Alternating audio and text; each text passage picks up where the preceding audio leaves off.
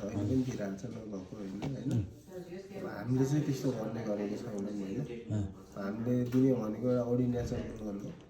त्यो चाहिँ 3 महिनामा किस्ता इन्ट्रेस्ट मात्र पर्छ हजुरलाई होइन अब अर्को भनेको टर्म लोन हो जसको चाहिँ इएमआई प्लस इन्ट्रेस्ट पर्ने हजुरलाई होइन प्रिन्सिपल प्लस इन्ट्रेस्ट हजुरको प्रिन्सिपल पनि घट्दै जान्छ प्लस इन्ट्रेस्ट पनि लाग्दै जाने अर्डिनेचरकोमा चाहिँ खालि इन्ट्रेस्ट मात्र लाग्ने हजुरलाई प्रिन्सिपल घट्दैन हजुर जस्तै 20 लाखको लोन लिनुभयो 20 लाखमा 10 लाख चलाउनु भयो 10 लाख त्यहीँ छोडिदिनु भयो खातामा भने 10 लाखको लोन इन्ट्रेस्ट लाग्यो 10 लाखको परेन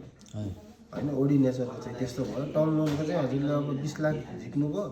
हजुरले त्यो पैसा चलाउनु अथवा नचलाउनु तपाईँ हजुरको इन्ट्रेस्ट प्लस